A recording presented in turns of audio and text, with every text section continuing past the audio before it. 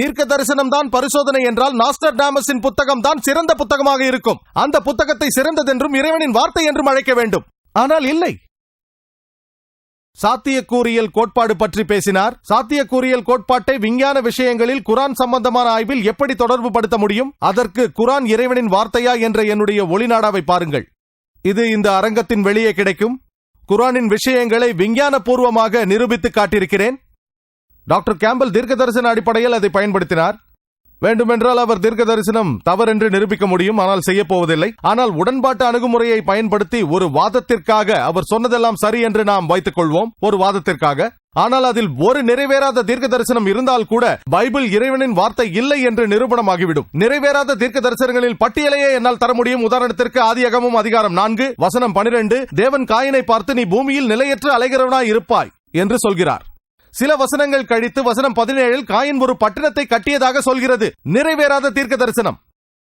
எரேமியா புத்தகம் அதிகாரம் 36 வசனம் 30 படித்தீர்களே ஆனால், யோயாக்கினின் தந்தையான யோயாக்கிம், உன் சிம்மாசனத்தில் வேறு யாரும் அமர முடியாது. யோயாக்கிமிற்கு பிறகு தாவீதின் சிம்மாசனத்தில் யாரும் அமர முடியாது என்கிறார். ஆனால் 2 ராஜாக்கள் அதிகாரம் 24 வசனம் 6 படித்தீர்களே ஆனால், யோயாக்கிம் இறந்த பிறகு யோயாக்கின் சிம்மாசனத்தில் அமர்ந்ததாக சொல்கிறது. நிறைவேறாத தீர்க்க தரிசனம். இறைவனின் வார்த்தை இல்லை என்று நிரூபிக்க ஒன்று போதும். என்னால் பட்டியலை கொடுக்க முடியும். எசேக்கியேல் 26 அதிகாரத்தை பாருங்கள். நெபுகாத்நேசர் திரு என்ற நகரத்தை அழிப்பார் என்று சொல்கிறது. ஆனால் மாவீரன் அலெக்சாண்டர் தான் அந்த நகரத்தை அழித்தார் என்று நமக்கு தெரியும். நிறைவேறாத தீர்க்க தரிசனம். ஏசாயா அதிகாரம் 7 வசனம் 14 பாருங்கள். ஒருவரின் வருகையை பற்றி தீர்க்க தரிசனம் உள்ளது. ஒரு கன்னி பெண்ணிற்கு பிறப்பார், அவர் பெயர் இமானுவேல் என்று சொல்கிறது. கிறிஸ்தவர்கள் இதை இயேசு கிறிஸ்துவை குறிப்பதாக சொல்கிறார்கள்.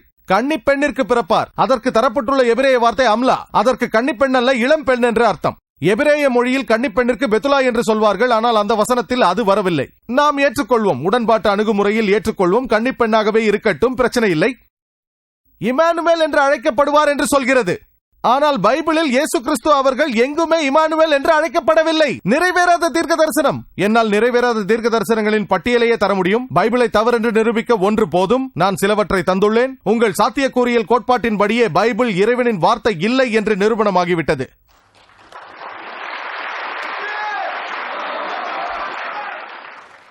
டாக்டர் வில்லியம் கேம்பல் சொன்னார், குரானின் படி எலியா யுத்தத்தில் வென்றார், பைபிளின் படி அவர் யுத்தத்தில் தோற்றார். எதுவாக வேண்டுமானால் இருக்கட்டும். ஆனால் அதற்காக பைபிள் சரி குரான் தவறென்று ஆகிவிடுமா?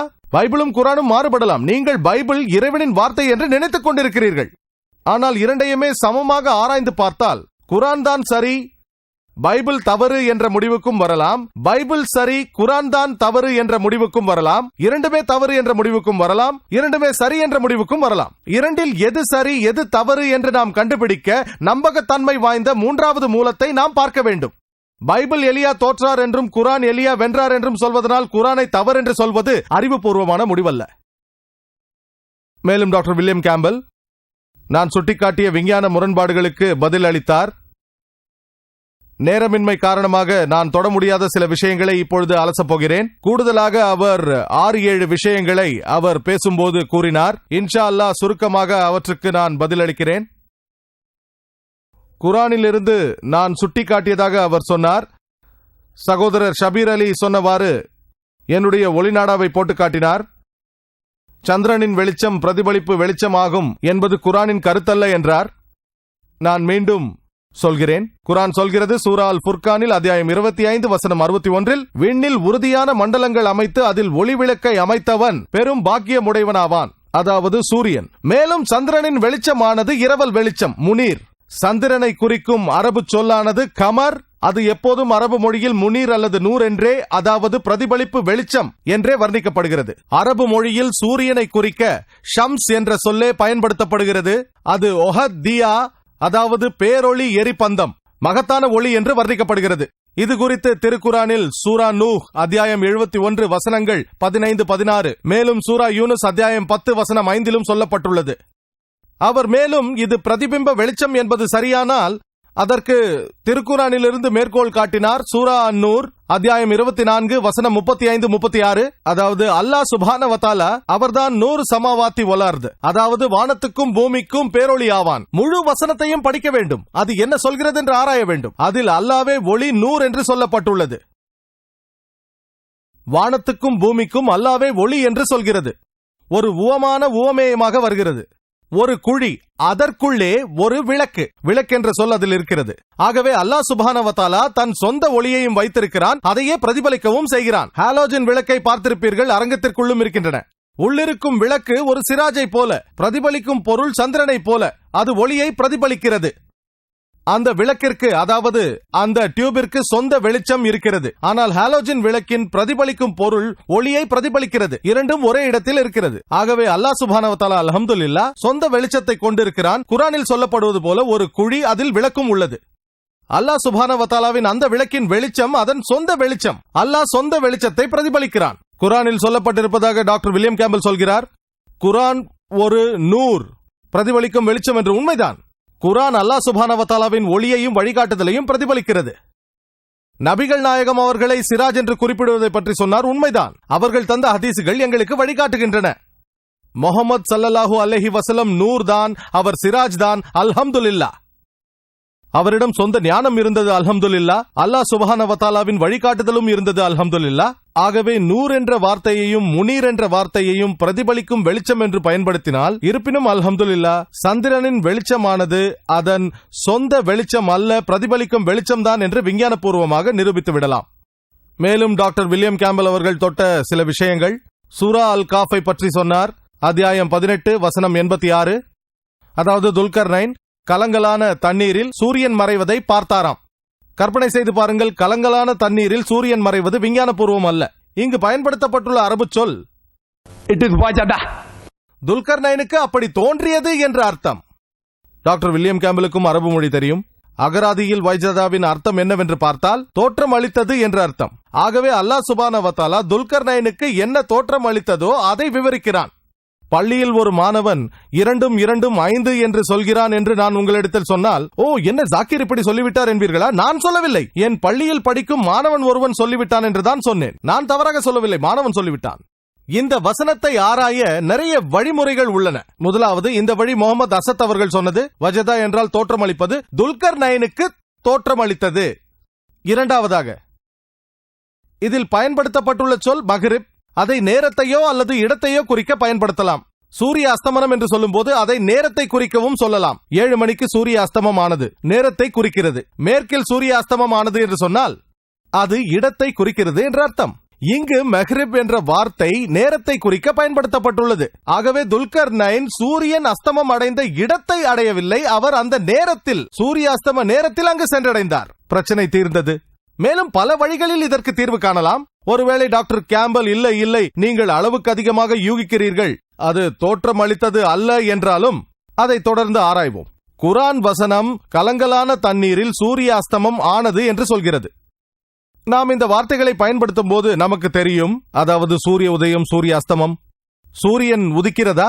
விஞ்ஞானத்தின் கருத்துப்படி சூரியன் உதிப்பதில்லை, அது அஸ்தமமும் ஆவதில்லை. விஞ்ஞானத்தின்படி சூரிய அஸ்தமம் என்று ஒன்று இல்லவே இல்லை.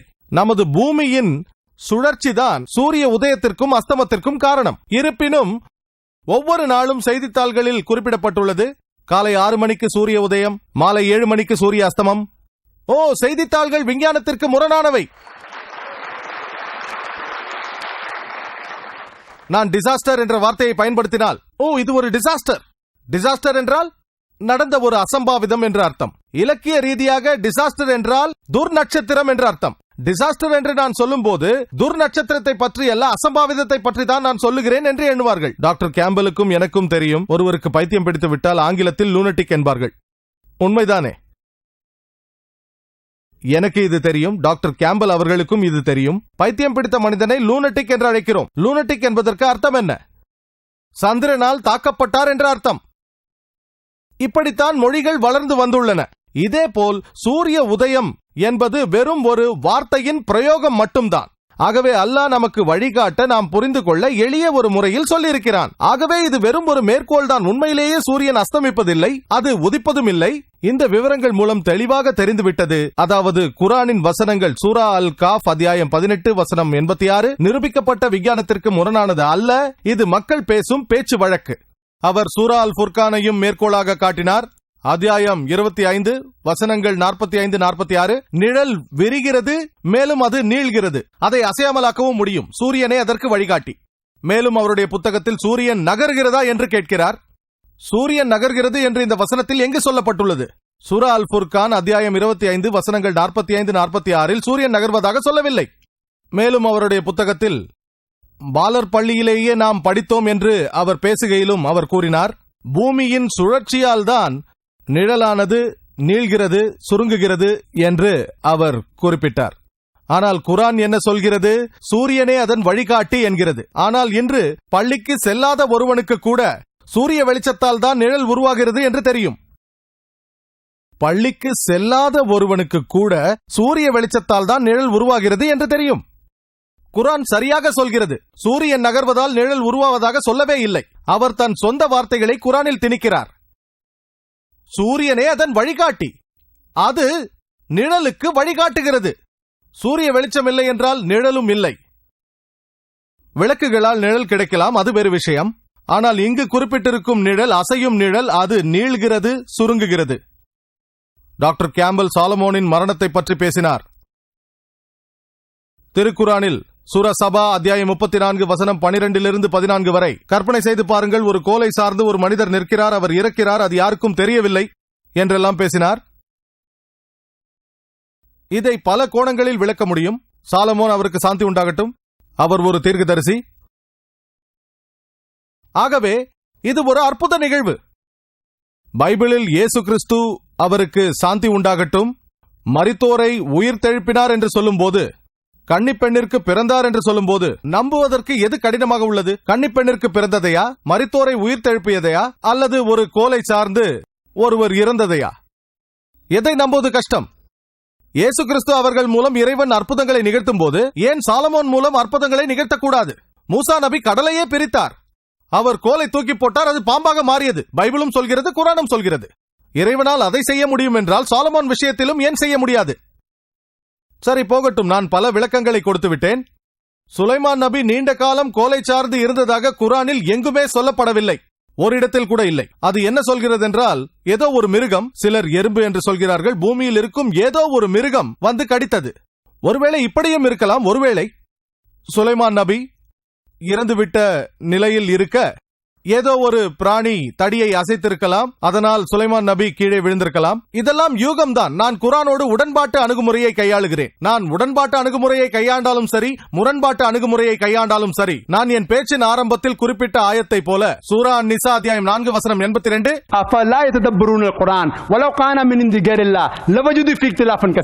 அவர்கள் இந்த திருக்குரானை சிந்திப்பதில்லையா? அல்லாஹ்வை அன்றி வேறொருவரிடமிருந்து வந்திருந்தால் அதிக முரண்பாடுகளை கண்டிருப்பார்கள். ஆகவே உடன்பாட்டு அணுகுமுறையில் பார்த்தாலும் சரி, முரண்பாட்டு அணுகுமுறையில் பார்த்தாலும் சரி, அறிவுபூர்வமாக பார்த்தால் குரானில் ஒரு ஒற்றை வசனம் கூட நிரூபிக்கப்பட்ட விஞ்ஞானத்துக்கு முரண்பட்டதாக இல்லவே இல்லை என்பதுதான் உண்மை.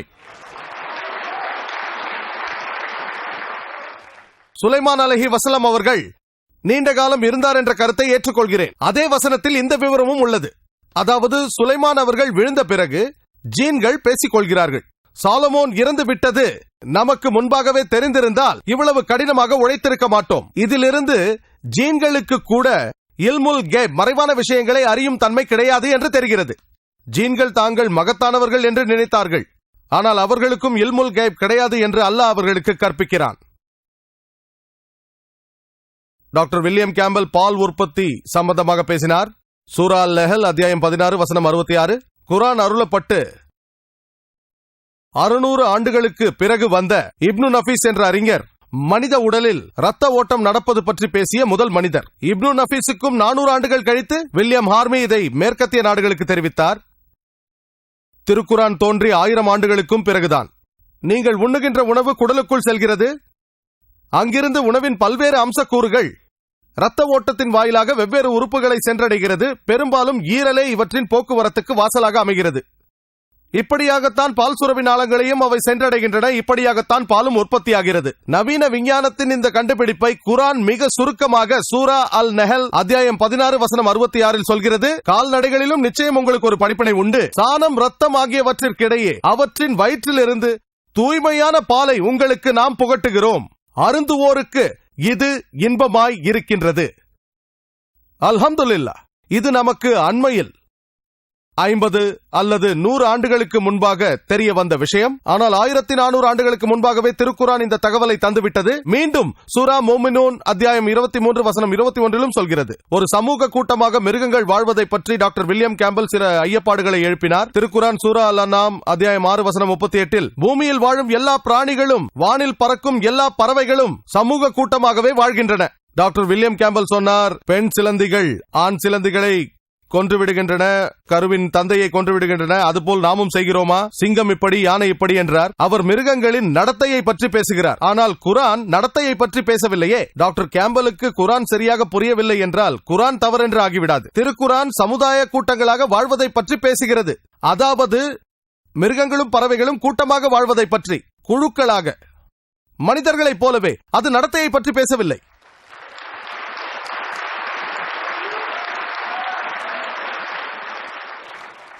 இன்றைய விஞ்ஞானம் என்ன சொல்கிறது? எல்லா பிராணிகளும் பறவைகளும் உலகின் உயிரினங்களும் சமுதாய கூட்டங்களாகவே வாழ்கின்றன என்று சொல்கிறது.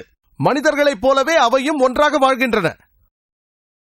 கருவியல் பற்றி என்னால் நீண்ட நேரம் பேச முடியவில்லை. அவர் பேசிய 8 அல்லது 9 விஷயங்களுக்கு நான் பதில் அளித்து விட்டேன். கருவியலை பற்றி விவரமாக பேசப் போகிறேன். டாக்டர் வில்லியம் கேம்பல் கருவியல் சம்பந்தமாக நிறைய ஐயங்களை எழுப்பியுள்ளார். அவர் கரு அபிவிருத்தி கட்டங்களை பற்றி ஹிப்போக்ரட்டிஸும் கேலனும் ஏற்கனவே குறிப்பிட்டு விட்டதாக சொன்னார். அது சம்பந்தமாக படங்களையும் காட்டினார். கவனிக்க வேண்டிய விஷயம், யாரோ ஒருவர் ஏதோ ஒன்று சொல்ல அது குரானோடு ஒத்துப்போகிறது என்றால் அவரிடமிருந்து குரான் காப்பி அடித்ததாக ஆகிவிடுமா? உதாரணத்திற்கு நான் ஒரு சரியான விஷயத்தை பற்றி சொல்கிறேன் என்று வைத்துக் கொள்ளுங்கள். அதே கருத்தை எனக்கு முன்பாக சொல்லியிருக்கலாம். அதற்காக நான் காப்பி அடித்தேன் என்று அர்த்தமா? ஒருவேளை இருக்கலாம், இல்லாமலும் இருக்கலாம். குரானை முரண்பாட்டு அணுகுமுறையில் பார்த்தால் ஆமாம், காப்பி அடித்தீர்கள், சரி. ஆனால் ஆராய்ந்து பார்த்தால் குரான் ஹிப்போக்ரட்டிஸ் சொன்ன தவறான விஷயங்களை காப்பி அடிக்கவில்லை. காப்பி அடித்திருந்தால் அனைத்தையுமே அடித்திருக்க வேண்டுமே. அறிவுபூர்வமான விஷயம். விஞ்ஞானியாக இருந்திருந்தால் மட்டும்தான், ஓ இது சரி, இது தவறு, இதை காப்பி அடிக்க மாட்டேன், இது சரி, இதை காப்பி அடிப்பேன் என்றெல்லாம் சொல்லியிருப்பார். ஹிப்போக்ரட்டிஸும் கேலனும் சொன்ன அனைத்து கட்டங்களும் குரானில் அப்படியே இல்லை. அவர்கள் அட்டை போன்ற ஒரு நிலையை பற்றி சொல்லவில்லை. அவர்கள் முத்காவை பற்றியும் சொல்லவில்லை. எங்கு சொன்னார்கள்? ஹிப்போக்ரட்டிஸும் கேலனும் பெண்களுக்கும் இந்திரியம் உண்டு என்று சொன்னார்கள். அவர்கள் மட்டுமல்ல, பைபிளும் அதையேத்தான் சொல்கிறது. பைபிளை படித்தால் லேவியராகமம் அதிகாரம் 12 வசனங்கள் 1-2 பெண்ணும் இந்திரியத்தை வெளியிடுவதாக சொல்கிறது. உண்மையில் பைபிள் தான் ஹிப்போக்ரட்டிஸை பார்த்து காப்பி அடித்துள்ளது. மேலும் பைபிள் யோபு புத்தகத்தில் அதிகாரம் 10 வசனங்கள் 9-10 சொல்கிறது, களிமண் போல் என்னை உருவாக்கினீர், நீர் என்னை பால் போல் வார்த்து தயிர் போல் உரைய பண்ணினீர். பால் போல் வார்த்து தயிர் போல் உரைய என்பவை அப்படியே ஹிப்போக்ரட்டிஸிடமிருந்து காப்பி அடித்த வார்த்தைகளாகும். ஏன் அப்படி சொல்கிறேன்? ஏனென்றால் இது தேவனின் வார்த்தைகள் அல்ல, அது விஞ்ஞான முரண்பாடானவை. கிரேக்கர்களான ஹிப்போக்ரட்டிஸும் கேலனும் சொன்னது உரையப்பட்ட தயிர் போல் மனிதர்கள் படைக்கப்படுகிறார்கள் என்று. பைபிள் அதை அப்படியே காப்பி அடித்திருக்கிறது. ஆனால் குரான், அல்ஹம்துலில்லாஹ், டாக்டர் கீத் மோர் மற்றும் பல விஞ்ஞானிகள் எழுதிய நூல்களை ஆராய்ந்தோமேயானால் அதில் ஹிப்போக்ரட்டிஸும் மற்றும் கேலன் போன்றவர்களும் ஆரம்பத்தில் கருவியல் சம்பந்தமாக நிறைய ஆராய்ச்சிகளை செய்திருக்கிறார்கள். அரிஸ்டோட்டலும் அப்படித்தான். அதில் பல விஷயங்கள் சரி, பல விஷயங்கள் தவறு. மேலும் அவர் சொல்கிறார், மத்திய காலகட்டத்தில், அரபு உலகத்தில் குரான் தோன்றிய காலகட்டம், குரான் கருவியல் சம்பந்தமாக அதிகமான விஷயங்களை தந்துள்ளது. குரான் காப்பியடிக்கப்பட்டதாக இருந்தால் எதற்காக கீத் மூர் தன்னுடைய புத்தகத்தில் குரானை கண்ணியப்படுத்த வேண்டும்? அவர் ஹிப்போக்ரட்டிஸையும் அரிஸ்டோட்டலையும் கூட பாராட்டுகிறார். ஆனால் அவர்கள் சொன்னதில் சில தவறுகள் உள்ளது என்றும் சொல்லியிருக்கிறார். ஆனால் குரானை பற்றி அப்படி சொல்லவில்லை. கிரேக்கர்களிடமிருந்து குரான் காப்பியடித்தது இல்லை என்பதற்கு இதுவே போதுமான சாட்சி. சந்திரனின் ஒளி, அதுவும் கிரேக்கர்களிடமிருந்து காப்பியடிக்கப்பட்டது. உலகம் உருண்டை என்பது கூட அவர்களிடமிருந்து காப்பியடித்தது என்று சொல்வீர்கள். கிமு 6ஆம் நூற்றாண்டில் வாழ்ந்த பைத்தாகரஸ் என்பவர் உலகம் உருண்டை என்று நம்பினார். அவர்கள் உலகம் சுழல்கிறது, சூரிய வெளிச்சம் பிரதிபலிக்கப்பட்ட வெளிச்சம் என்று நம்பினார்கள். ஒருவேளை நபி அவர்கள் நவுத் பில்லா காப்பி அடித்திருந்தால் சூரியன் அசைவற்று இருக்கிறது என்ற அவர்களுடைய கருத்தை ஏன் காப்பி அடிக்கவில்லை? பிரபஞ்சத்தின் மத்தியில் சூரியன் உள்ளது என்று அவர்கள் நம்பினார்கள். பிறகு ஏன் நபி அவர்கள் சரியானதை காப்பி அடித்துவிட்டு தவறானதை விட்டுவிட்டார்கள்? நபி அவர்கள் காப்பி அடிக்கவில்லை என்பதற்கு இதுவே போதுமான சான்று. அவர் ஒரு நீண்ட பட்டியலை கொடுத்தார். கிரேக்கத்திலிருந்து சீரியம், சீரியத்திலிருந்து அரபு என்றெல்லாம் நீட்டிக்கொண்டே போனார்.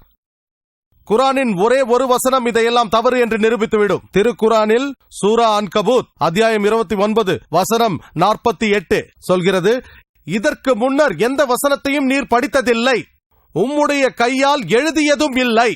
அவ்வாறு இருந்திருந்தால் அசத்தியவாதிகள் சந்தேகம் கொண்டிருப்பார்கள். நபி அவர்கள் உம்மியாக இருந்தார்கள், எழுத படிக்க தெரியாதவர்.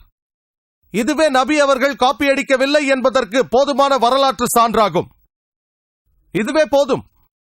யோசித்து பாருங்கள், ஒரு படித்த விஞ்ஞானியால் கூட இதை செய்ய முடியாது. ஆகவேதான் இறைவன் கடைசி இறை தூதரை உம்மி நபியாக படைத்தான். அப்பொழுதுதான் அசத்தியவாதிகளின் பேச்சு, அதாவது இஸ்லாத்திற்கு எதிராக எழுதுபவர்கள், அவர்களால் வாய் திறக்க முடியாது. ஏனெனில் நபி உம்மியாக இருந்தார்கள்.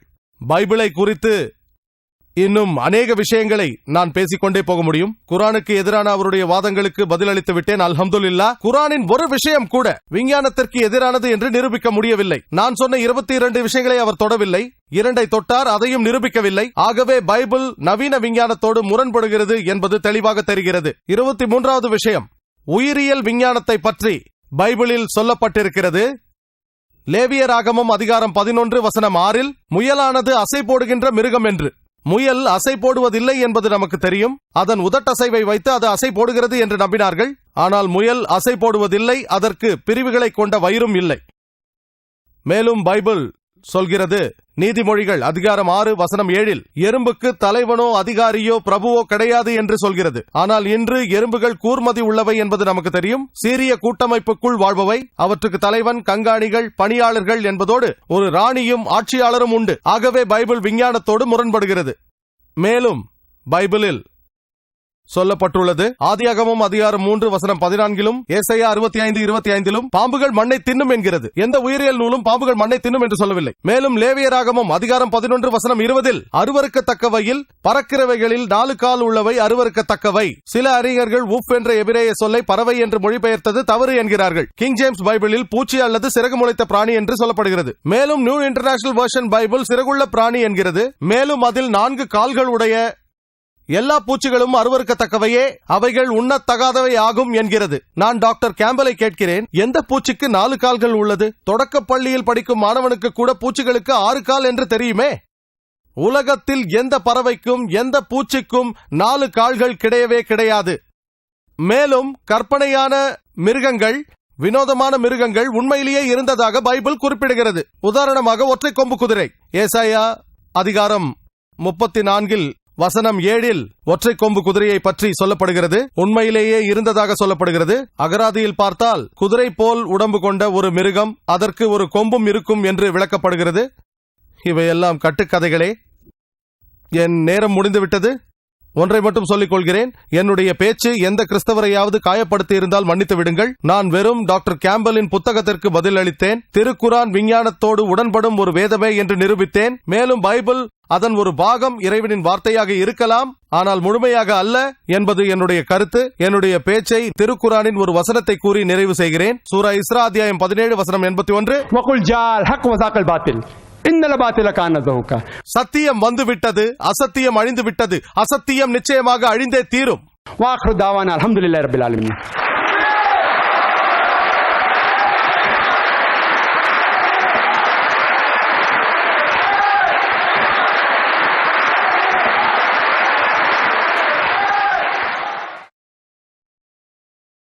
டாக்டர் கேம்பல் அவர்களே, டாக்டர் ஜாகிர் நாயக் அவர்களே, உங்களுடைய பேருரைகளுக்கும் பிறகு தந்த மறுப்புரைகளுக்கும் மிக்க நன்றி. இப்பொழுது நாம் இந்த நிகழ்ச்சியின் இறுதி கட்டத்தில் இருக்கிறோம். பார்வையாளர்கள் பங்கு பெறப்போகிற கேள்வி பதில் நிகழ்ச்சி. இதற்காக இன்று ஒதுக்கப்பட்டுள்ள நேரம் வெறும் 60 நிமிடங்கள் மட்டுமே. இதற்கு விதிக்கப்பட்டுள்ள நிபந்தனைகளுக்கு கட்டுப்பட்டால் ஒதுக்கப்பட்டுள்ள நேரத்தின் முழு பயனையும் பெற்றுக்கொள்ளலாம். ஆகவே உங்களுடைய கேள்விகள் அனைத்தும் விஞ்ஞானத்தின் ஒளியில் திருக்குரானும் பைபிளும் என்ற தலைப்பை ஒட்டியே இருக்க வேண்டும். தலைப்பிற்கு அப்பாற்பட்ட கேள்விகள் அனுமதிக்கப்பட மாட்டாது. உங்களுடைய கேள்விகள் அனைத்தும் சுருக்கமாகவும் நேரடியாகவும் இருக்க வேண்டும். உங்களுடைய கேள்விகளையே சொற்பொழிவாக்கி விடாதீர்கள். பேச்சாளர்கள் பதில் தரும்பொழுது மற்றவர் குறுக்கிடாதீர்கள். டாக்டர் வில்லியம் கேம்பல் அவர்களும் டாக்டர் ஜாகிர் நாயக் அவர்களும் கருத்தாழமுள்ள பதில்களை தருவதோடு ஒவ்வொரு பதிலும் 5 நிமிடங்களை கடந்து விடாமல் பார்த்துக் கொள்ள வேண்டும். சகோதர சகோதரிகள், கேள்வி கேட்பதற்கு அரங்கினுள் 4 மைக்குகளை அமைத்திருக்கிறோம். மேடையை அடுத்தாற்போல் 2 மைக்குகள் ஆண்களுக்காகவும் பின்னால் இருக்கும் 2 மைக்குகள் பெண்களுக்காகவும் அமைத்திருக்கிறோம்.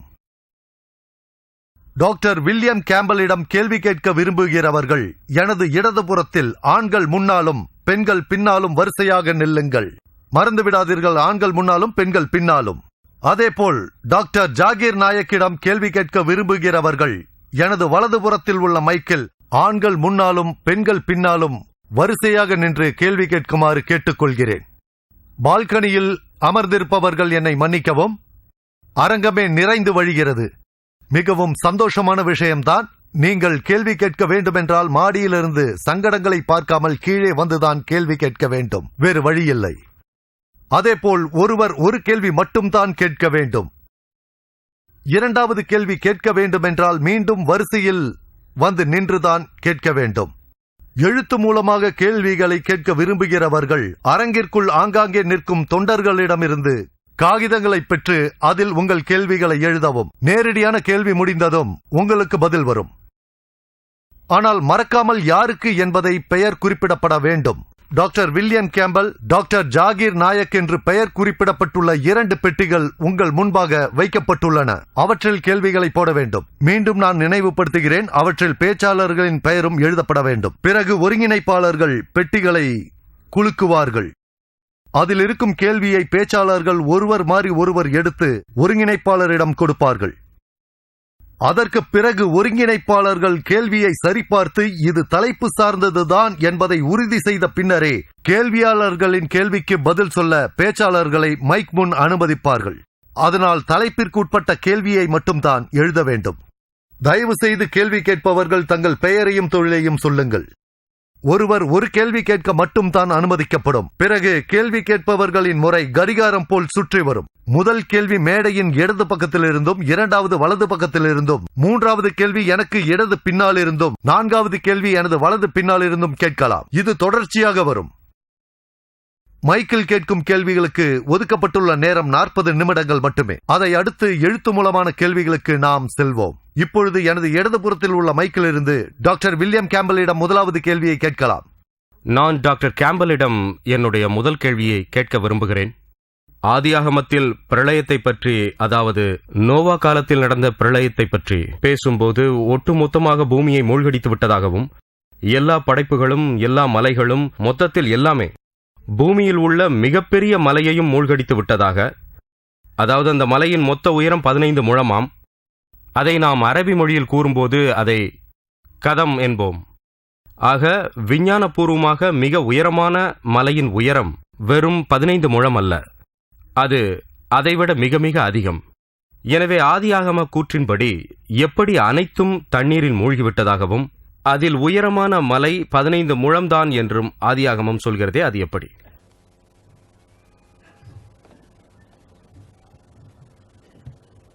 உங்கள் கேள்விக்கு நன்றி. மிக உயர்ந்த மலை 3000 மீட்டர்களாகும். அப்படி உயர்ந்த மலை 3000 மீட்டர்கள் என்றால் அதற்கு மேலே 15 அடி தண்ணீர் என்றுதான் அர்த்தம். மலையின் உயரமே 15 முழம் என்றுதானே பைபிள் கூறுகிறது. வேற ஏதாவது? அன்பு சகோதரரே, ஒருவர் பதில் கூறிக்கொண்டிருக்கும் பொழுது இடையில் கேள்வி கேட்பதற்கு இங்கு அனுமதி இல்லை. ஒரு கேள்வி கேட்டதுடன் உங்கள் வேலை முடிந்துவிட்டது. அதற்கு பதில் தருபவர் அதற்கு ஏற்றது போல் பதில் தருவார். நன்றி. நான் குரானிலும் இதை பற்றி பார்த்தேன். அங்கேயும் கிட்டத்தட்ட இதே மாதிரிதான் இருக்கிறது. 11வது அத்தியாயம் 40வது வசனத்தில் பூமியின் நீர் ஊற்றுகள் பீரிட்டு பொங்கி வழிந்தன, மலைகளைப் போல அலைகளும் உண்டாயின. அதன் பிறகு அதைத் தொடர்ந்து இறை தூதர்களுடைய பட்டியல் வருகிறது. நோவாவுக்கு முன்னால் தூதர் கிடையாது. ஆனால் ஆதாம் ஒரு தூதராக இருந்திருக்கலாம் என்று எனக்கு தெரியும். ஆனால் நான் எங்குமே பட்டியலிடவில்லை. உலகம் முழுவதும் தண்ணீரில் மூழ்கடிக்கப்பட்டு விட்டதாகவே குரான் சொல்வதாக நான் நினைக்கிறேன்.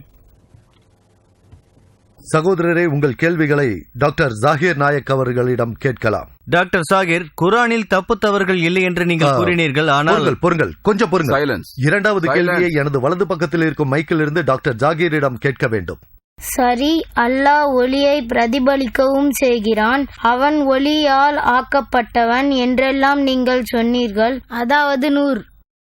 அது எனக்கு சரியாக புரியவில்லை. டாக்டர் வில்லியம் கேம்பலுக்கு நான் அளித்த மறுப்பு வாதத்தை சரியாக புரிந்து கொள்ள முடியவில்லை என்று சகோதரர் கேட்டிருக்கிறார். நூரையும் அல்லாவையும் குறித்து திருக்குரானில் சூரா அன்னூர் அத்தியாயம் 24 வசனம் 35, அதாவது அல்லாஹ் தான் நூற சமாவாத்தி ஒலர்ல என்று சொல்கிறது. அல்லாவே வானத்திற்கும் பூமிக்கும் ஒளியாக இருக்கிறான். குரானில் வெளிச்சத்தின் அர்த்தம் அது பிரதிபலிக்கப்பட்ட வெளிச்சம் அல்லது இரவல் வெளிச்சம். அப்படியானால் அல்லாவும் இரவல் வெளிச்சம் தானா என்று கேட்கிறார். அந்த வசனத்தை தொடர்ந்து படித்தோமேயானால் உவமானமாக சுட்டிக்காட்டுகிறது. சுவரில் ஒரு மாடக்குழி, அந்த மாடக்குழியில் ஒரு விளக்கு. விளக்கிற்கு சொந்த வெளிச்சம் உள்ளது. அதாவது அல்லாவிற்கு அவனது சொந்த ஒளியும் இருக்கிறது. அந்த சொந்த ஒளி பிரதிபலிக்கப்படவும் செய்கிறது. அல்லாஹ் சுப்ஹான வ தஆலாவின் ஒளி அவனாலேயே பிரதிபலிக்கவும் படுகிறது. இங்கிருக்கும் ஹாலோஜன் விளக்கு போல அதில் ஒரு குழல் இருக்கும். அந்த குழலுக்கிடையில் இருக்கும் விளக்கை ஒரு வஹாஜ் அல்லது சிராஜ் அல்லது தியா என்று வைத்துக் கொள்ளுங்கள். மேலும் பிரதிபலிப்பு வெளிச்சம் முனீர் அல்லது நூர் ஆகும், அதாவது இரவல் வெளிச்சம். மேலும் இந்த வெளிச்சத்தின் தன்மை நீங்கள் நினைத்துக் கொண்டிருப்பது போல பௌதீக ரீதியானது அல்ல. அது அல்லாஹ் சுப்ஹானஹு வ தஆலாவின் ஆன்மீக பேரொளியாகும். ஆனால் டாக்டர் கேம்பலுக்கு பதிலளிக்க இந்த உதாரணத்தை சொன்னேன். எனக்கு 5 நிமிடங்கள் உள்ளது, அதை பயன்படுத்திக் கொள்ளப் போகிறேன். டாக்டர் வில்லியம் கேம்பல் நோவா அலைஹி வஸல்லம் பற்றி பேசினார். நான் பைபிளின் மீது உடன்பாட்டு அணுகுமுறையையும் குரானின் மீது முரண்பாட்டு அணுகுமுறையையும் பிரயோகிப்பவன். எப்படி சோதித்தாலும் அல்ஹம்துலில்லாஹ் குரான் சோதனையில் வெற்றி பெறும். ஒருவேளை டாக்டர் கேம்பலின் கருத்து உண்மை என்று நான் ஏற்றுக்கொள்கிறேன், அது சரிதான். மிக உயரமான மலைக்கு மேல் 15 அடி உயரம் என்றே வைத்துக் கொள்வோம். ஆனால் ஆதியாகமம் அதிகாரம் 7 வசனம் 19 20 சொல்லப்பட்டுள்ளது, முழு உலகமும் நீருக்கடியில் மூழ்கிவிட்டது என்கிறது. ஆயினும் நமக்கு தொல்பொருள் ஆய்வு சொல்வதென்னவென்றால், மரபியல் ரீதியாக நோவாவின் காலத்தை ஆராய்ந்தால் கிமு 21 22 நூற்றாண்டு என்று தெரிய வருகிறது. தொல்பொருள் ஆய்வு ஆதாரத்தின்படி கிமு 21 22 நூற்றாண்டுகளில் பாபிலோனில் 3ஆம் அரசு மரபும் எகிப்தில் 11ஆம் அரசு மரபும் ஆட்சியில் இருந்ததாக குறிப்பிடப்பட்டுள்ளது. ஆனால் இப்படி ஒரு வெள்ளம் ஏற்பட்டதற்கான எந்த ஒரு சாட்சியும் இல்லை. ஆகவே தொல்பொருள் சான்றுகளின்படி இந்த உலகம், அதாவது இந்த முழு உலகமும் கிமு 21 22 நூற்றாண்டில் தண்ணீருக்கு அடியில் மூழ்கியிருக்க வாய்ப்பு இல்லை என்று தெரிய வருகிறது. இது குறித்து குரான் என்ன சொல்கிறது? குரான் என்ன சொல்கிறது? முதலாவது குறிப்பு, குரான் எந்த காலத்தையும் குறிக்கவில்லை. கிமு 21 அல்லது கிமு 50 என்று எந்த காலத்தையும் குறிக்கவில்லை. இரண்டாவது குறிப்பு, உலகம் முழுவதும் மூழ்கிவிட்டதாக குரானில் எங்கும் சொல்லப்படவில்லை. நோவா அலைஹி வஸல்லம் மற்றும் அவரது சமூகம் பற்றி பேசுகிறது. ஒரு சிறு கூட்டமாக இருந்திருக்கலாம், பெரிய கூட்டமாகவும் இருந்திருக்கலாம். தொல்பொருள் ஆராய்ச்சி நமக்கு இன்று சொல்கிறது, ஆராய்ச்சியாளர்களும் சொல்கிறார்கள், உலகத்தின் ஒரு சில பகுதிகள் நீருக்கடியில் மூழ்கி இருந்திருக்கலாம், அதில் பிரச்சனை இல்லை என்கிறார்கள். மொத்த உலகமும் மூழ்க வாய்ப்பே இல்லை. ஆகவே அல்ஹம்துலில்லாஹ் குரான் நவீன தொல்பொருள் ஆராய்ச்சியோடு உடன்படுகிறது, பைபிள் முரண்படுகிறது. மேலும் ஆதியாகமம் அதிகாரம் 6 வசனங்கள் 15 16 படித்தால், எல்லாம் வல்ல இறைவன் நோவா அலைஹி வஸல்லமிடம் கப்பலை கட்டும்படி சொல்கிறார். அதன் நீளம் 30 முழம் நீளம், 50 முழ அகலம், மேலும் 30 முழ உயரம். முழம் என்பது 1.5 அடியாகும். சகோதரர் தவறாக சொல்லிவிட்டார், 1.5 அடியாகும். நியூ இன்டர்நேஷனல் வெர்ஷன் சொல்கிறது 450 அடி நீளம், மேலும் 75 அடி அகலம், அதோடு ஏறக்குறைய 45 அடி உயரம், அதாவது 30 முழம். நான் கணக்கு போட்டு பார்த்தேன். இதை அளந்து பார்த்தால் 1,50,000 கனசதுர அடிக்கும் குறைவாகவே வருகிறது. பரப்பளவு 33,750 சதுர அடியாகும். 3 அடுக்குகள் இருந்ததாக பைபிள் சொல்கிறது. தரைத்தளம், 1ஆம் மாடி, 2ஆம் மாடி. பரப்பளவை 3ஆல் பெருக்கினால் 1,01,250 சதுர அடி ஆகும். இதுதான் பரப்பளவு. கற்பனை செய்யுங்கள், உலகில் உள்ள எல்லா ஜீவராசிகளின் ஒரு ஜோடியை உள்ளடக்க எவ்வளவு இடம் தேவைப்பட்டது? 1,01,250 சதுரடி. கற்பனை செய்யுங்கள், இது சாத்தியமா? உலகத்தில் லட்சக்கணக்கான உயிரினங்கள் உள்ளது. இப்போது நான் இந்த அரங்கத்திற்கு 10 லட்சம் பேர் வந்தார்கள் என்று நான் சொன்னால் நம்புவீர்களா? எனக்கு நினைவுள்ளது, சென்ற ஆண்டு கேரளாவில் சொற்பொழிவாற்றினேன். அங்கு 10 லட்சம் பேர் இருந்தார்கள். அல்லாவின் கருணையால் அதுதான் நான் கலந்து கொண்ட பெரிய கூட்டம். 10 லட்சம் பேர் என்னால் கடைசி வரை பார்க்க முடியவில்லை. அது ஒரு அரங்கம் அல்ல, அது ஒரு கடற்கரை. என்னால் யாரையும் பார்க்க முடியவில்லை. முன்னால் இருந்த சிலரை மட்டுமே பார்க்க முடிந்தது. 10 லட்சத்தில் ஒரு சிலரை மட்டுமே பார்க்க முடிந்தது. 10 லட்சம் என்றால் எவ்வளவு பெரியது என்று வீடியோ கேசட்டை பார்த்தால் தெரியும். அரஃபாவை போல அங்கு 25 லட்சம் பேர் கூடியிருப்பார்கள்.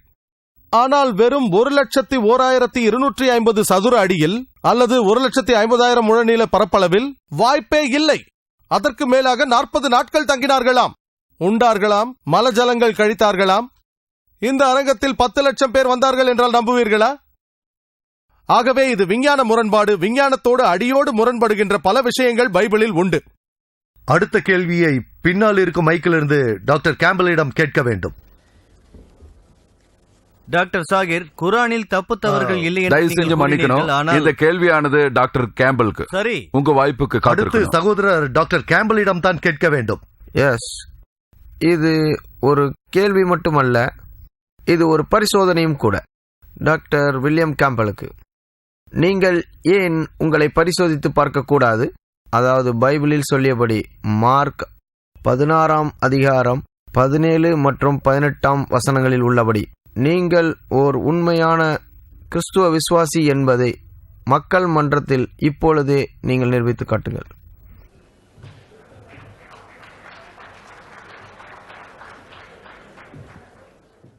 இந்த விஷயத்தில் டாக்டர் நாயக்கின் விளக்கத்தை நான் ஏற்றுக்கொள்ள மாட்டேன்.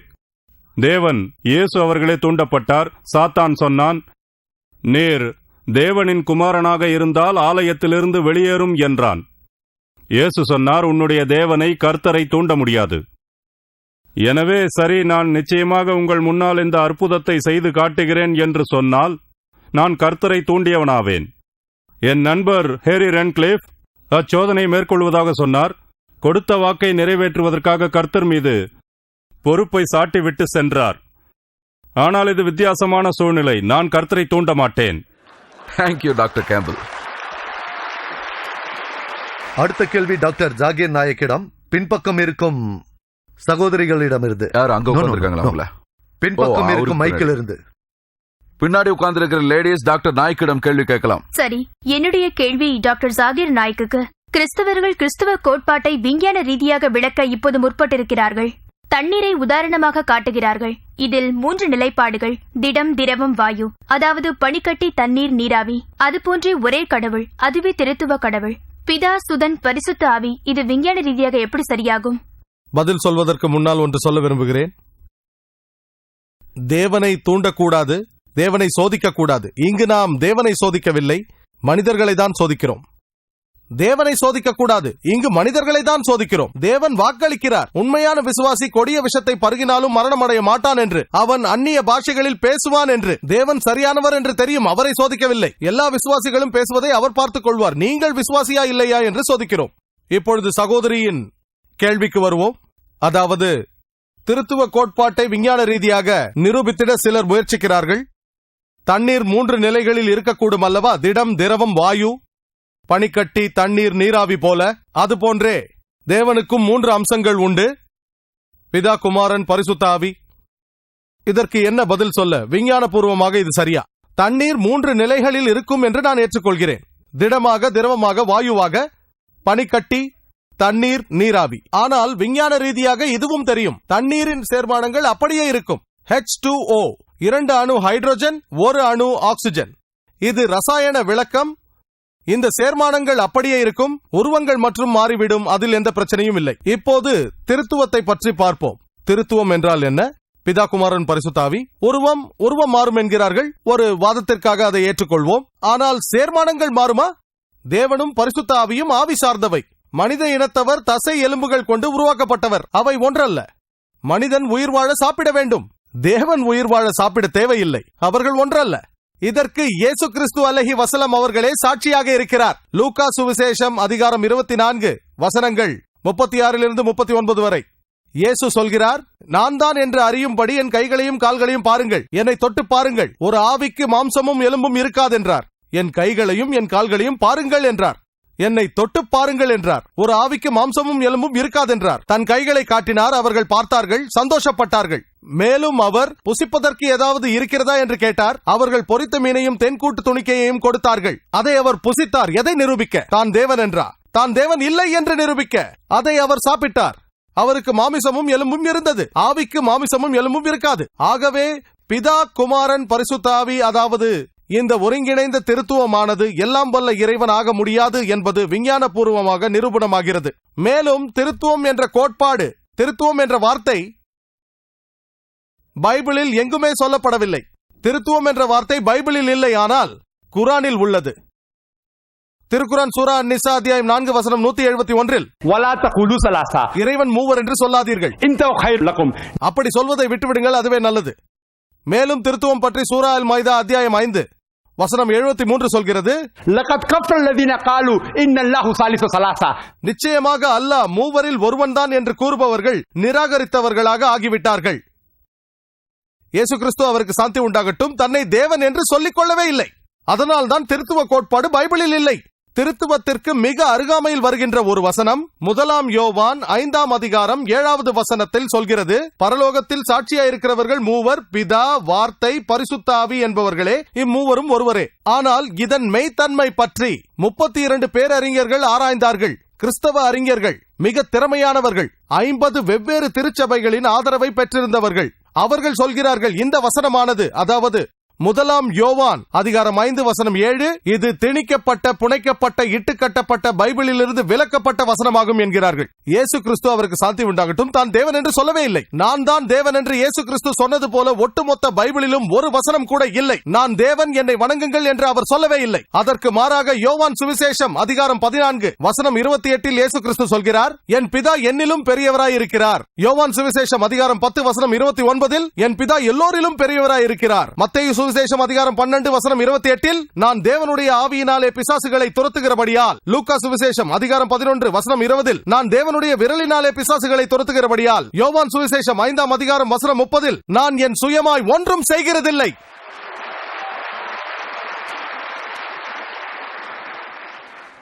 நான் என் சுயமாய் ஒன்றும் செய்கிறதில்லை. நான் கேட்கிறபடியே நியாயம் தீர்க்கிறேன். எனக்கு சித்தமானதை தேடாமல் என் பிதாவுக்கு சித்தமானதை தேடுகிறபடியால் என் தீர்ப்பு நியாயமாய் இருக்கிறது. என் சித்தத்தை அல்ல, இறைவனின் சித்தத்தை செய்கிறேன் என்று சொல்பவர் முஸ்லிம்.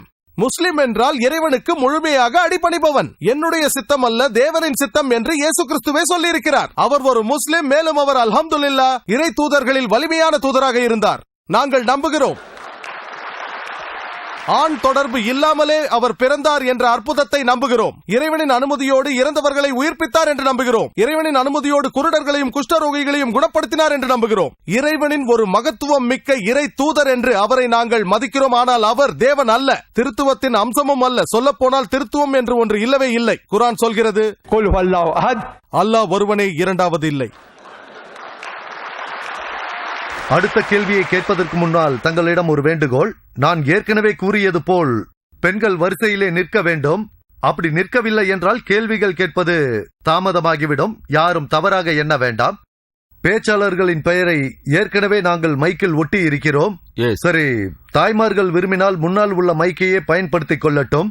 அரங்கம் நிறைந்து வழிவதால் ஒழுங்குமுறைகளை கடைபிடித்து இப்பொழுது ஒரு கேள்வியை டாக்டர் கேம்பலிடம் கேட்க அனுமதி தருகிறோம்.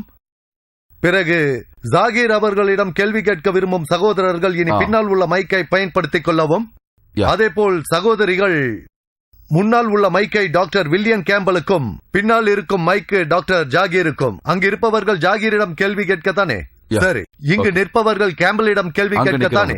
சரி, நாங்கள் ஏற்பாடு செய்திருந்த ஒழுங்குமுறையை நீங்கள் மாற்றி அமைத்து விட்டீர்கள். பரவாயில்லை, உங்களை நாங்கள் கண்ணியப்படுத்துகிறோம். தயவு செய்து ஒத்துழையுங்கள். அடுத்த கேள்வி டாக்டர் கேம்பலுக்குரியது. இந்த மைக்கில் இருந்து. நன்றி. சொல்லுங்கள் சகோதரரை. அஸ்ஸலாமு அலைக்கும். அல்ஹம்துலில்லாஹ், அல்லாவுக்கே அனைத்து புகழும். மனித இனம் அனைத்துக்குமான ஒரே இறைவனுக்கே புகழ் அனைத்தும். ஒரு அறிவுபூர்வமான உரையாடல்.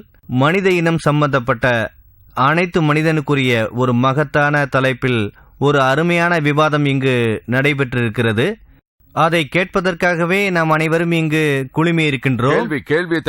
சரி, பிஸ்மில்லா. சரி, பிஸ்மில்லா. அல்லாவின் பெயரால். இதுதான் கேள்வி.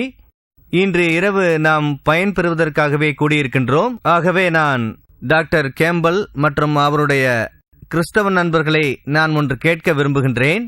இந்த இரவு உங்கள் இதயங்களில் ஏதேனும் மாற்றத்தை உண்டு பண்ணியிருக்கிறதா, அல்லது சிறு ஒளியாவது உங்களுக்கு தென்பட்டு அதன் விளைவாக இஸ்லாத்தை தெரிந்து கொள்ள ஆர்வமாய் இருக்கிறீர்களா? தேங்க்யூ. நன்றி. அதாவது கடைசி கேள்வியே உங்களுக்கு பதிலாக இருக்கும் என நான் நினைக்கிறேன்.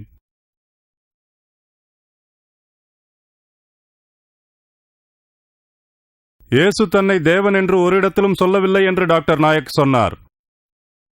மார்க்கு சுவிசேஷம் 14:61 வசனத்தில் வருவதை பாருங்கள்.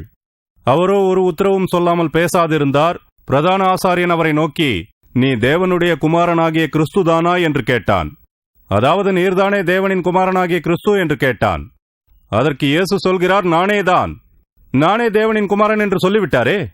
மேலும் தான் தெய்வீகமுடையவன் என்று சொல்கிறாரே.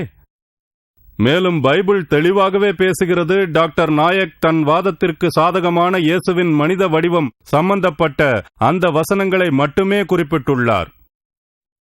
ஆனால் வேறு வசனங்களும் உண்டு. இதோ இயேசு சொல்கிறார், நானும் பிதாவும் ஒன்றே. மேலும் பாருங்கள், ஆரம்பத்தில் வார்த்தை இருந்தது, வார்த்தை தேவனிடமிருந்தது, வார்த்தையே தேவனாக இருந்தது.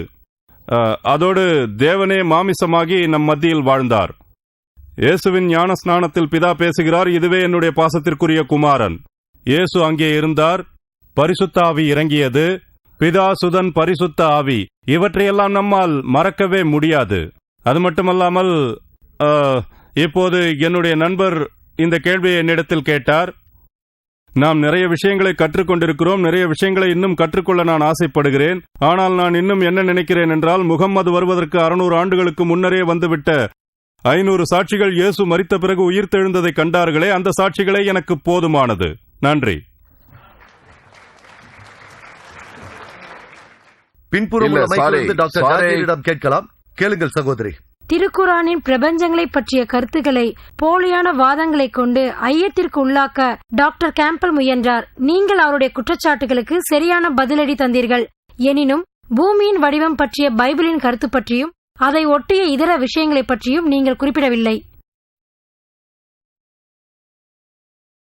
சகோதரி, பூமியின் வடிவத்தை பற்றி பைபிள் என்ன சொல்கிறதென்று நான் பேசவில்லை என்றார். அதற்கு நேரமின்மையே காரணம். ஒரு 100 விஷயங்களை என்னால் சுட்டிக்காட்ட முடியும், ஆனால் நேரமில்லை. எனினும் சகோதரியின் இந்த கேள்விக்கு நான் பதிலளிக்கிறேன். இந்த விஷயத்தில் பைபிள் சொல்வதை மத்தேயு சுவிசேஷம் அதிகாரம் 4 வசனம் 8 அது சொல்கிறது. தூண்டுதல் சம்பந்தமாக டாக்டர் வில்லியம் கேம்பல் காட்டிய அதே வசனம்தான். மறுபடியும் பிசாசு அவரை மிகவும் உயர்ந்த மலைமேல் கொண்டு போய் உலகத்தின் சகல ராஜ்யங்களையும் அவைகளின் மகிமையையும் அவருக்கு காண்பித்து, மேலும் லூக்கா சுவிசேஷம் 4 அதிகாரம் 5 வசனத்தில், பின்பு பிசாசு அவரை உயர்ந்த மலையின் மேல் கொண்டு போய் உலகத்தின் சகல ராஜ்யங்களையும் ஒரு நிமிஷத்திலே அவருக்கு காண்பித்தது. இப்போது நாம் இந்த உலகத்திலே மிக உயரமான மலையின் மேல் ஏறினாலும், அதாவது மவுண்ட் எவரெஸ்டின் மேல், மேலும் உங்களது கண் பார்வை நன்றாக இருந்தாலும், உங்களால் 1000 மைல்களுக்கு அப்பால் பார்க்க முடிந்தாலும், இருப்பினும் உங்களால் உலகத்தின் எல்லா ராஜ்யங்களையும் பார்க்க முடியாது. ஏனென்றால் உலகம் உருண்டை என்பது இன்று நமக்கு தெரிய வந்துள்ளது. உலகத்தின் மறுபக்கத்தில் இருக்கும் ராஜ்யத்தை பார்க்க முடியாது. உலகம் தட்டையாக இருந்திருந்தால் பார்த்திருக்கலாம். பைபிளை பொறுத்தவரை பூமி தட்டை என்று சொல்கிறது. இந்த விளக்கத்தை மேலும் தானியேல் புத்தகத்தில் 4 அதிகாரம் 10 மற்றும் 11 வசனத்தில் பார்க்கலாம். அது சொல்கிறது, ஒரு கனவில் ஒரு விருட்சமானது வானங்கள் வரை உயர்ந்தது. அது வானத்தை தாண்டி வளர்ந்த போது இந்த உலகத்தின் எல்லா மூலைகளிலும் உள்ளவர்கள் பார்க்கும் அளவுக்கு உயர்ந்து விட்டதாம். உலகத்தின் வடிவம் தட்டையாக இருந்தால் மட்டும்தான் இது சாத்தியம். விருட்சம் உயரமாக இருந்தால், உலகம் தட்டையாக இருந்திருந்தால் பார்த்திருக்கலாம். ஆனால் இன்று உலகம் உருண்டை என்பது அனைவரும் அறிந்ததே. ஆகவே ஒரு மரம் எவ்வளவு உயரமாக வளர்ந்தாலும் சரி, உலகத்தின் இன்னொரு பக்கத்தில் இருந்து அதை பார்க்கவே முடியாது. மேலும் நீங்கள் படித்தீர்களே ஆனால், 1 நாளாகமத்தில் சொல்லப்பட்டுள்ளது, அதிகாரம் 16 வசனம் 30, பூமி அசைவதில்லை என்று சொல்லப்பட்டிருக்கிறது. மேலும் சங்கீதம் அதிகாரம் 93 1 வசனத்தில், எல்லாம் வல்ல இறைவன் பூமி அசையாதபடி நிலை பெற செய்திருக்கிறார் என்று சொல்கிறது. அதாவது பூமி அசையாதாம். மேலும் நியூ இன்டர்நேஷனல் வெர்ஷனில் கர்த்தர் பூமியை ஸ்தாபித்து அதன் அசைவை நிறுத்திவிட்டார். அதாவது ஒரு நிமிடம், பூமியின் ஒரு நிமிடம் உள்ளதா இல்லை ஒரு நிமிஷம் இருக்கு. ஒரு நிமிடம் பொறுக்க சொல்கிறார் என்று நினைத்தேன்.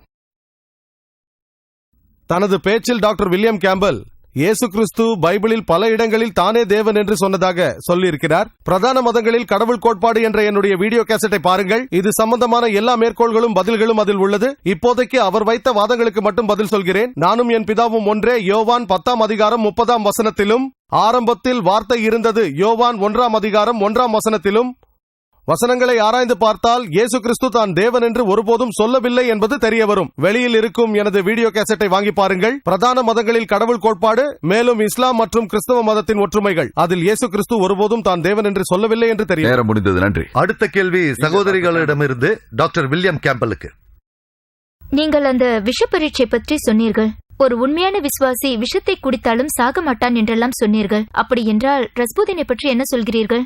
சயனைட் என்ற விஷம் அவனுக்கு புகட்டப்பட்டது. 16 பேரின் சாவில் முடிந்த அந்த நிகழ்ச்சியில் அவன் சாகவில்லை. பிறகு அவன் ஒரு நல்ல விசுவாசியும் அல்ல, நல்ல கிறிஸ்துவனும் அல்ல.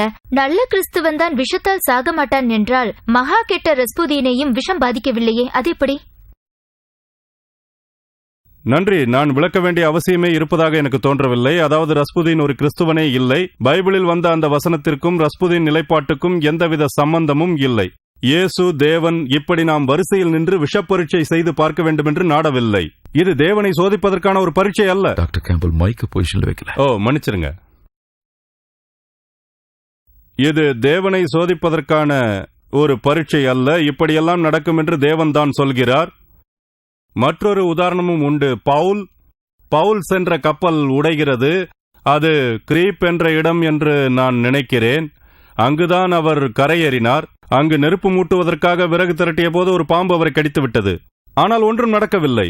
ஆனால் அவர் தேவனை சோதிப்பதற்காக இதை செய்யவில்லை. தீ மூட்டுவதற்காக விறகு பொறுக்கினார். இது வேறு ஒரு நிலை. நான் கேட்ட கேள்விக்கு இது பதில் இல்லையே. குறுக்கிட வேண்டாம். நன்றி. அடுத்த கேள்வி பின்னால் இருந்து டாக்டர் ஜாகீர். ஒரு நிமிடம் மன்னிக்க வேண்டும். பூமி வட்ட வடிவமானது என்பது பற்றி பைபிளில் வருகிறது.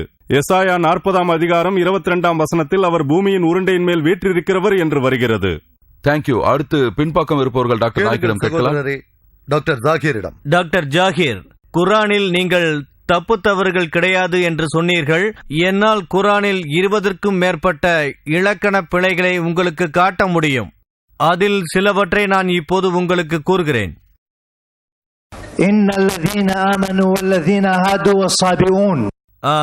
அதாவது பஹரா அல் ஹஜ் அத்தியாயத்திலும் வருவதாக நீங்கள் சொன்னீர்கள். எது சரியானது, அஸ்ஸாபிஊன் அல்லது அஸ்ஸாபியீன்? இது முதல் கேள்வி. இரண்டாவது, ஒருவர் ஒரு கேள்வியை மட்டும் தான் கேட்க வேண்டும். அதே மாதிரி சூரத் தாஹாவில் நீங்கள் கூறினீர்கள் வசனம் 63, அது தவறு. இதுதான் சரி. இதை உங்களால் விளக்க முடியுமா? அதை விடவும் இன்னும் அதிகமான தவறுகள் உண்டு. உங்களுடைய முதல் கேள்விக்கு மட்டும்தான் பதில் கிடைக்கும். நீங்களே கேள்வி கேட்டுக் கொண்டிருந்தால் அடுத்தவருக்கு கேள்வி கேட்க வாய்ப்பு இருக்காது. சரி, தயவு செய்து நீங்கள் புரிந்து கொள்ள வேண்டும். சரி, சகோதரர் நல்ல கேள்வியை கேட்டிருக்கிறார். உடன்பாட்டு முறையிலேயே அணுகுவோம். 20 தவறுகளையும் நீங்கள் சுட்டிக்காட்டிவிட்டதாகவே ஏற்றுக்கொள்கிறேன். இவற்றை அப்துல் ஃபாதி எழுதிய நூலிலிருந்து தானே எடுத்தீர்கள்? தவறும் தன்மையே அற்றதா திருக்குரான் என்பது அந்த நூல். ஆமாம், அல்ஹம்துலில்லாஹ், என் கண் பார்வை நன்றாக உள்ளது.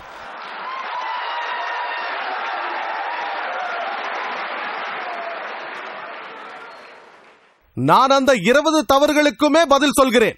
நான் அந்த நூலை படித்து விட்டேன். 20ற்கும் பதில் சொல்கிறேன், இன்ஷா அல்லாஹ். இன்ஷா அல்லாஹ். முதலாவதாக சகோதரரே, முதலாவதாக நாம் கவனிக்க வேண்டியது என்னவென்றால், அரபு இலக்கணத்தின் அடிப்படையே திருக்குரான் தான். அரபு நூல்களிலேயே மிக மிக உயர்வானது திருக்குரான் தான். அரபு இலக்கியத்தின் உச்ச நிலையே அதுதான். அரபு இலக்கணத்தின் கோட்பாடு அனைத்துமே திருக்குரானில் இருந்துதான் எடுக்கப்பட்டது. குரான் தான் அரபு இலக்கண சட்ட நூல். திருக்குரான் அரபு இலக்கணத்தின் சட்ட நூலாக இருப்பதால் எல்லா இலக்கணமும் அதிலிருந்து எடுக்கப்பட்டதால் குரானில் தவறு இருக்க வாய்ப்பே இல்லை. இது முதலாவது.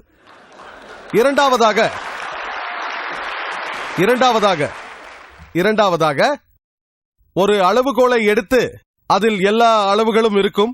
அந்த அளவுகள் தவறு என்று சொல்ல முடியுமா? அது அறிவுபூர்வமானது அல்ல. இரண்டாவதாக, அரபு நாட்டில் அரபு மக்களிடையே பல கோத்திரங்கள் உண்டு. டாக்டர் வில்லியம் கேம்பலும் என் கருத்தை ஏற்றுக்கொள்வார். கோத்திரங்களுக்கு இடையே மொழி வழக்கு வேறுபாடுகள் உண்டு. ஒரு கோத்திரத்தில் பெண் பாலாக பயன்படுகிற ஒரு சொல் மற்றொரு கோத்திரத்தில் ஆண் பாலாக பயன்படுவது உண்டு. அரபு நாட்டில் கோத்திரங்களுக்கு இடையே மொழி வழக்கு வேறுபாடுகள் உண்டு. ஆண் பாலிலும் பெண் பாலிலும் மாற்றங்கள் உண்டு. அந்த தவறான இலக்கணத்தை வைத்து குரானை திருத்துவீர்களா? முடியாது.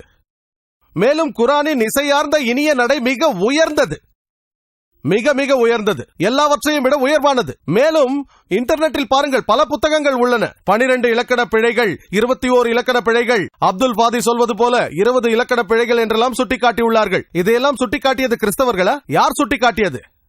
யார் என்று தெரியுமா? முஸ்லிம்கள் தான். முஸ்லிம் அறிஞர்கள் ஜமக்ஷரியை போல அவர்கள் செய்தது என்ன? திருக்குரானின் இலக்கண அமைப்பு மிக உயர்வானது. ஆகவே மொழி வழக்கில் உள்ள அரபு மொழியிலிருந்து அது வேறுபடும். திருக்குரானின் இலக்கண அமைப்பு உயர்ந்தது என்பதை நிரூபித்திட அவர்கள் பல உதாரணங்களை காட்டினார்கள். நானும் சில உதாரணங்களை தருகிறேன். உங்கள் 20 கேள்விக்கும் பதில் கிடைத்துவிடும். உதாரணத்திற்கு நாம் திருக்குரானில் பார்க்கிறோம். அது சொல்கிறது, லூத் அலைஹிஸ்ஸலாம் அவருடைய கூட்டத்தார் அனைத்து இறை தூதர்களையும் நிராகரித்தார்கள். நிராகரித்ததாக திருக்குரானில் வருகிறது. டாக்டர் வில்லியம் கேம்பல் கூட நோவாவின் கூட்டத்தார் இறை தூதர்களை மறுத்தது பற்றி பேசினார். வரலாற்றிலிருந்து நமக்கு தெரியும், அங்கு ஒரு தூதர் தான் வந்தார். ஆகவே அதில் இலக்கண பிழை உள்ளது. திருக்குரான் என்ன சொல்லியிருக்க வேண்டும்? தூதரை நிராகரித்தார்கள் என்று சொல்லியிருக்க வேண்டும், தூதர்களை அல்ல. நான் ஏற்றுக்கொள்கிறேன். எனக்கும் உங்களுக்கும் தெரிந்த சாதாரண இலக்கணத்தில் இது ஒருவேளை தவறாக இருக்கலாம். ஆனால் நீங்கள் அரபு மக்களால் எழுதப்பட்ட புத்தகங்களை படித்தால் திருக்குரானின் அழகு புரியும். திருக்குரானின் அழகு என்னவென்றால், தூதர் என்பதற்கு பதிலாக தூதர்கள் என்று ஏன் குறிப்பிடுகிறது? ஏனெனில் எல்லா இறை தூதர்களும் கொண்டு வந்த இறை செய்தி ஒரே விதம்தான். அதாவது இறைவன் ஒருவனே என்ற தௌஹீத். அல்லாஹ் சுப்ஹானஹு வ தஆலாவை பற்றி லூத் அலைஹிஸ்ஸலாமின் கூட்டமும் நோவா அலைஹிஸ்ஸலாமின் கூட்டமும் தூதரை நிராகரித்தார்கள் என்று சொல்லும் போது அவரை நிராகரித்ததால் மறைமுகமாக எல்லோரையும் நிராகரித்து விட்டார்கள் என்றுதானே அர்த்தம்?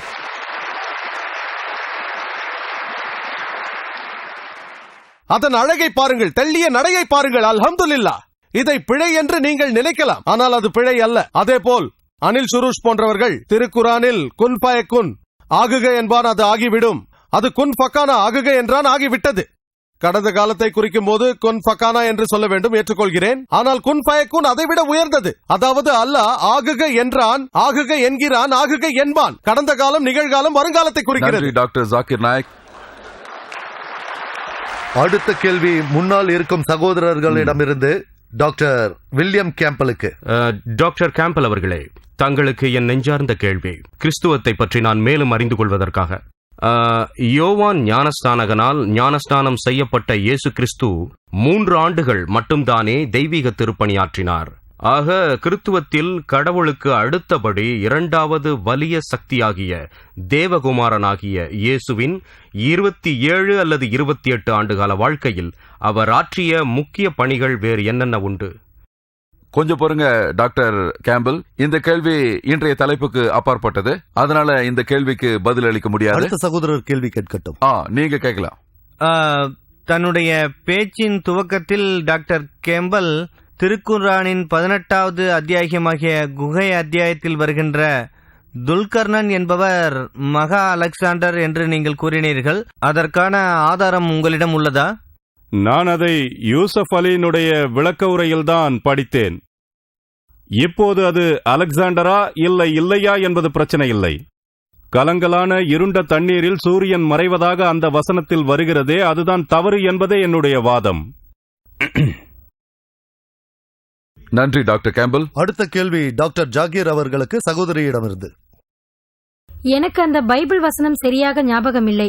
மீனின் வயிற்றில் 3 பகல்கள் 3 இரவுகள் யோனா இருந்தது போலவே 3 பகல்கள் 3 இரவுகள் மனுஷகுமாரன் பூமியில் இதயத்தில் இருக்க கடவுவது என்று வருகிறதே. இயேசு அவர்களுக்கு சாந்தி உண்டாகட்டும். இது யோனாவை போன்று விஞ்ஞானபூர்வமானதா?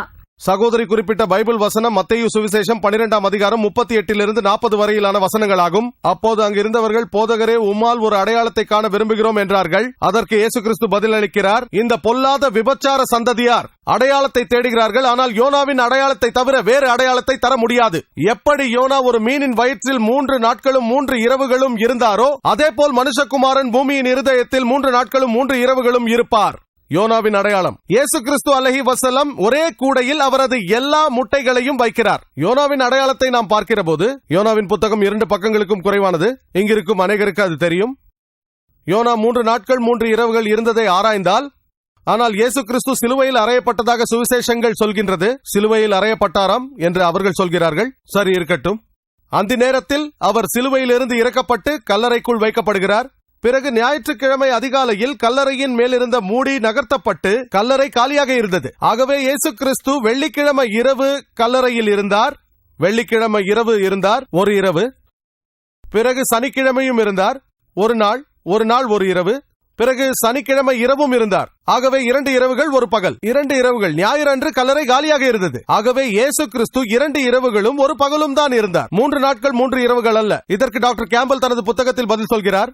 அதாவது நாளின் ஒரு பகுதியை ஒரு நாளாக எடுத்துக்கொள்ளலாம் என்று. சனிக்கிழமை இரவு என்னிடத்தில் ஒரு நோயாளி வந்தார் என்றால், திங்கட்கிழமை காலையில் நான் அவரிடத்தில் எத்தனை நாள் நீங்கள் நோயுடன் இருக்கிறீர்கள் என்று கேட்டால் 3 நாட்கள் என்பார். நான் ஏற்றுக்கொள்கிறேன், உடன்பாட்டு அணுகுமுறையில் ஏற்றுக்கொள்கிறேன், நான் தாராளமானவன். நாளின் ஒரு பகுதியை முழு நாள் என்கிறீர்களா? சரி. சனிக்கிழமை இரவு நாளின் ஒரு பகுதி ஒரு நாள், ஞாயிற்றுக்கிழமை நாளின் ஒரு பகுதி அதுவும் முழு நாள், சரி. திங்கட்கிழமையும் அதே போல, பிரச்சனையே இல்லை. நோயாளி 3 நாள் என்று சொன்னால் அதற்கு மறுப்பில்லை. ஆனால் எந்த நோயாளியும் 3 நாட்கள் 3 இரவுகள் என்று சொல்ல மாட்டார். நான் சவால் விடுகிறேன். நான் அல்ஹம்துலில்லாஹ் எத்தனையோ நோயாளிகளை சந்தித்திருக்கிறேன். ஆனால் இதுவரை ஒரு நோயாளி கூட, கிறிஸ்தவ ஊழியர்கள் உட்பட, முந்தா நாள் நோயுற்று இருந்ததால் நாங்கள் 3 நாள் 3 இரவுகள் நோயுற்று இருக்கிறோம் என்று சொன்னதே இல்லை. இயேசு கிறிஸ்து 3 நாட்கள் என்று சொல்லவில்லை, 3 நாட்களும் 3 இரவுகளும் என்று அவர் சொல்லியிருக்கிறார். ஆகவே இது ஒரு கணித பிழை. இயேசு கிறிஸ்து விஞ்ஞானபூர்வமாக இதை நிரூபிக்கவும் இல்லை. மேலும் அந்த தீர்க்க தரிசனம் சொல்கிறது, யோனா இருந்த மாதிரியே மனுஷகுமாரனும் இருப்பார் என்று. யோனா எப்படி இருந்தார்? அந்த திமிங்கிலத்தின் வயிற்றில் யோனா எப்படி இருந்தார்? உயிரோடா பிணமாகவா? உயிரோடு. கப்பலில் இருந்து தூக்கி எறியப்படும் போது உயிரோடு இருந்தார். அந்த திமிங்கிலத்தின் வயிற்றுக்குள் சமுத்திரத்தை சுற்றி வந்த போது எந்த நிலையில் இருந்தார்? உயிரோடு. இறைவனை பிரார்த்திக்கும் போது எந்த நிலையில் இருந்தார்? உயிரோடு. மீன் அவரை வாந்தி பண்ணிய போது எந்த நிலையில் இருந்தார்? உயிரோடு, உயிரோடு, உயிரோடு, உயிரோடு. நான் கிறிஸ்தவர்களை பார்த்து கேட்கும் போது, இயேசு கிறிஸ்து அலைஹி வஸல்லம் கல்லறைக்குள் எந்த நிலையில் இருந்தார் என்று கேட்கும் போது பிணமாக என்கிறார்கள். உயிரோடா? அல்ஹம்துலில்லாஹ். இதை சொன்னது கிறிஸ்தவரா? உயிரோடு இருந்திருந்தால் அல்ஹம்துலில்லாஹ், அவர் சிலுவையில் அறையப்படவில்லை. அவர் பிணமாக இருந்தால் அடையாளத்தை நிறைவேற்றவில்லை. இயேசு கிறிஸ்து உண்மையிலேயே சிலுவையில் அறையப்பட்டாரா என்ற என்னுடைய வீடியோ கேசட்டை பாருங்கள். இயேசு கிறிஸ்து சிலுவையில் அறையப்படவில்லை என்று நிரூபித்திருக்கிறேன். திருக்குரான் சூரா அன்-நிசா அதிகாரம் 4 வசனம் 157. அவரை கொலை செய்யவும் இல்லை, சிலுவையில் அறையவும் இல்லை. அவர்கள் குழப்பத்துக்குள்ளாக்கப்பட்டு விட்டார்கள். நன்றி டாக்டர் நாயக்.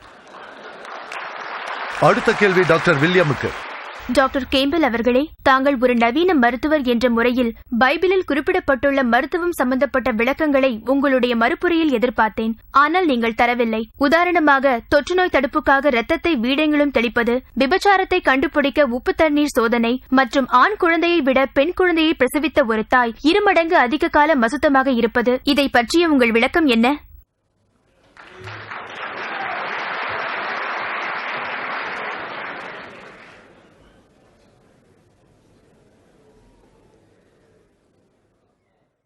நான் அதற்கு பதில் சொல்லி வருகிறேன். ஆனால் கிறிஸ்துவம் சம்பந்தமான கேள்விகள் டாக்டர் நாயக் அவர்களுக்கே போகின்றன.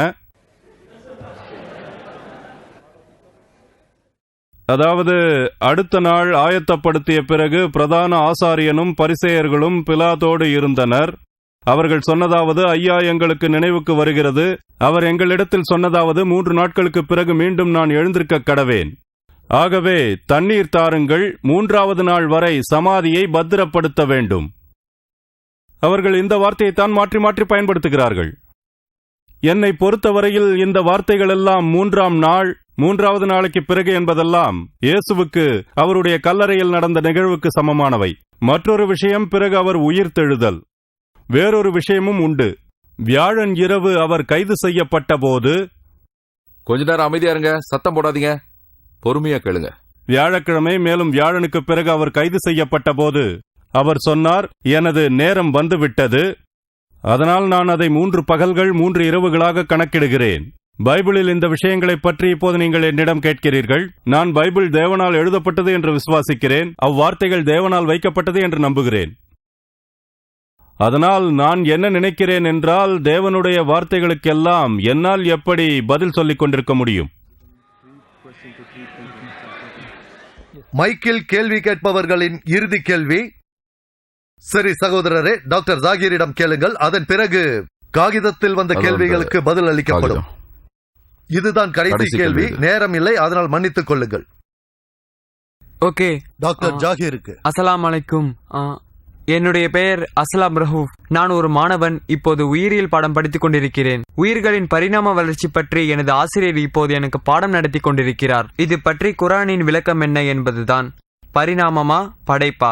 தயவு செய்து இதற்கு விளக்கமான பதிலை தருமாறு கேட்டுக்கொள்கிறேன். இதற்கான பதிலை தெரிந்து கொள்ள நான் ஆர்வமாக இருக்கிறேன். சகோதரர் ஒரு கேள்வி கேட்டிருக்கிறார். டாக்டர் கேம்பல் பதில் சொல்ல உரிமை எடுத்துக்கொண்டது போல நானும் எடுத்துக்கொள்கிறேன். குரானில் எந்த இடத்திலும் அலெக்சாண்ட்ரா என்ற வார்த்தை இல்லை. ஜுல்கர்னைன் என்று இருக்கிறது, அலெக்சாண்ட்ரா இல்லை. யாராவது விரிவுரையாளர் தவறு செய்திருந்தால் அது அவருடைய தவறு. மனிதனின் தவறு இறைவனுடைய வார்த்தையில் தவறல்ல. பைபிளில் ஏசாயா புத்தகத்தில் உலகம் ஒரு வட்ட வடிவம் என்று சொல்லப்பட்டிருக்கிறது. பிரச்சனை இல்லை, வட்டம் என்றுதான் வருகிறது, உருண்டை என்று அல்ல. ஒரு இடத்தில் பைபிள் தட்டை என்கிறது, இன்னொரு இடத்தில் வட்டம் என்கிறது. இரண்டையும் ஏற்றுக்கொண்டால் அது இந்த டிஸ்கை போல்தான் இருக்கும். பார்த்தீர்களா? இது பூமியை போல் இருக்கிறதா? இது வட்டமாகவும் தட்டையாகவும் உள்ளது. இது பூமி அல்ல. திருக்குரானில் உயிரியல் பற்றியும் பரிணாமம் பற்றியும் 2 கேள்விகள் கேட்டிருக்கிறார். இரண்டுக்கும் நான் பதில் சொல்ல முடியுமா என்று தெரியவில்லை. எதுக்காவது பதில் சொல்லுங்க. முதலாவதா இரண்டாவதா? பரிணாமமா உயிரியலா? பரிணாமத்தை பற்றி யார் தேர்ந்தெடுப்பது, நீங்களா அவரா? அவங்க கேட்ட கேள்வி பரிணாமத்தை மையப்படுத்தியிருந்தது. 2 கேள்விகள், உயிரியல், பரிணாமம். 10 நிமிடம் கொடுத்தால் 2க்கும் பதில் சொல்ல. இல்ல, 5 நிமிஷம் தான் டைம் தருவோம். எதுக்கு வேணா சொல்லிக்கோங்க. சரி, நல்லது. நான் நடுவர் சாமுவேல் நோமானின் கருத்தை ஏற்கிறேன். பரிணாமம் பற்றியே பேசுகிறேன். குரானும் நவீன விஞ்ஞானமும் என்ற என்னுடைய வீடியோ கேசட்டை பார்த்தால் பதில் கிடைக்கும். பரிணாமம் பற்றி நாம் பேசும்போது டார்வின் கோட்பாட்டை பற்றி பேசித்தான் ஆக வேண்டும். டார்வின் HMH பியூகிள் என்ற கப்பலில் கேலட்ராபிஸ் என்ற தீவுக்கு சென்றார். அங்கு பறவைகள் பொந்துக்குள் கொத்துவதை பார்த்தார். அவர் பார்த்துக் கொண்டிருந்த போது அந்த பறவைகளின் சொண்டுகள் பெரிதாகவும் சிறியதாகவும் மாறிக்கொண்டிருந்தது. இயற்கை சூழலுக்கேற்ப மாறுகிறது என்று கருதினார். ஆனால் அவருடைய நண்பர் தாமஸ் தாம்டனுக்கு 19ஆம் நூற்றாண்டில் ஒரு கடிதம் எழுதுகிறார். அதில் அவர்